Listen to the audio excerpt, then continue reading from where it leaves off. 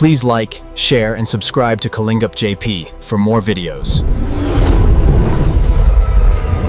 Magandang araw po mga kalingap. Kamusta po kayong lahat?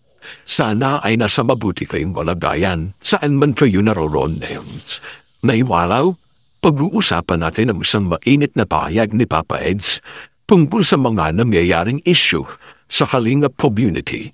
Isang pahayag na maraming nagbigay ng bagong perspective sa mga supporters. Pero siyempre, bago tayo dumirikigan, gusto ko munang sabihin sa mga EDSIPans na may dapat kayong abangan. Kagaya nga ng sinabi ni Sir D.P. Adibio, napaka-kabang-abang ng Part 90 po ng EDSI at siguradong muli tayong kikiligin sa tambalan ni Papa Eds at YPBNC ang 2 taong mukhang tinadhana ng panahon. Pero habang hinihintay natin ang kilig, balikan muna natin ang mas seryosong usapin. Marami kasi na yun ang nagtataka, nagtatanong, at minsan nagdududa tungkol sa nangyayaring post ng ilang love team tulad ng Nick Chris, Jong Carl at iba pa. Normal lang na magkaroon ng speculation, lalo na kung walang malinaw na sagot.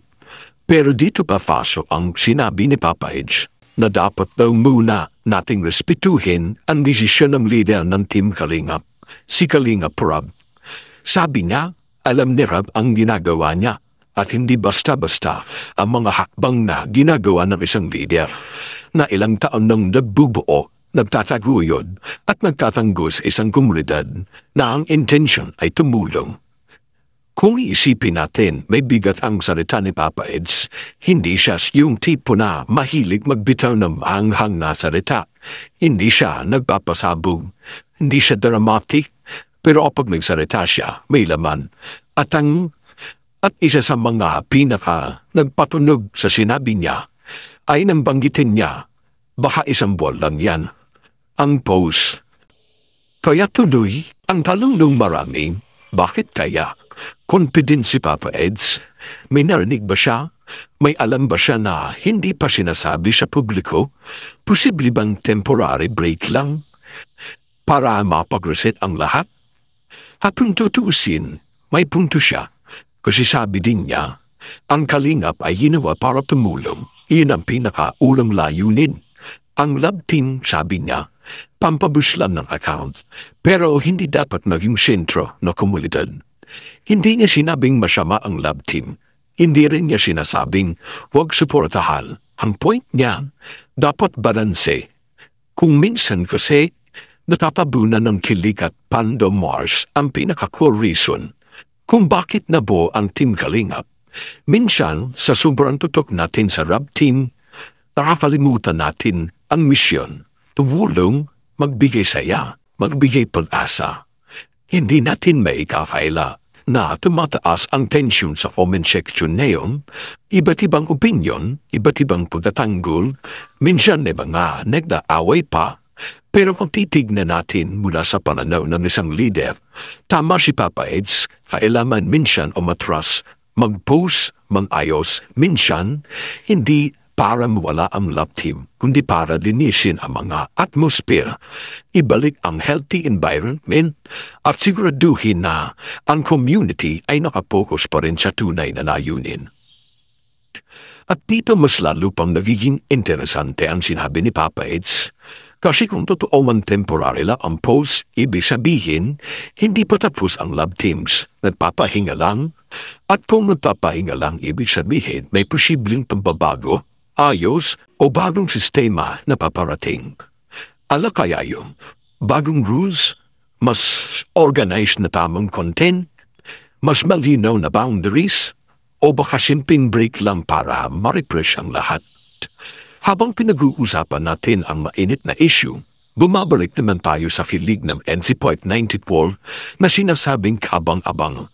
Maraming fans ang sabik na malaman kung ano ang susunod na mangyayari kina Papa Eds at YPBNC. Kasi hindi na may tatanggi, may chemistry talaga, may sincerity, may lambing na hindi pilit. At dahil pa-post ang ibang love teams, mas napupunta ang spotlight sa natural na love team nila. Kaya tanong ng marami, sila na ba talaga sa huli? o mas lalo palang lalalim ang connection nila sa mga susunod na araw.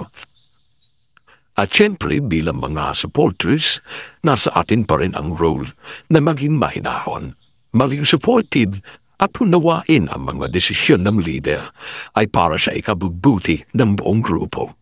Hindi natin nakikita lahat na nangyayari behind the scene, pero ang babalikan natin ang track record nila Kuya Bal, Kalingap Rab at ang buong Matubang family, hindi sila gumagawa ng galaw na walang dahilan. Kung nag-propose, may dahilan. Kung magpapatuloy, may plano. Kung mag-a-adjust, may direction. Kaya mga Kalingap, habang nihintay natin kung ano ang susunod na mangyayari sa love teams, sa content, sa EDC, sa buong community, isa lang ang malinaw. Tuloy pa rin ang mission. Hindi hihindo ang pagtulong, hindi mawawala ang malasakit at hindi maglalaho ang pagkakaisa ng mga tao sa araw-araw ay nagbibigay ng saya, pag-asa at inspirasyon. Kaya bilang pagtatapos, hinihikayat ko yung lahat na patuloy po natin suportahan ang Matubang family, hina Kuya Bal, Kalingap Rab at ang buong Team Kalingap sa kanilang tuloy-tuloy na pagbibigay ng tulong sa ating mga kababayan at sa paghatid ng saya sa bawat tahanan.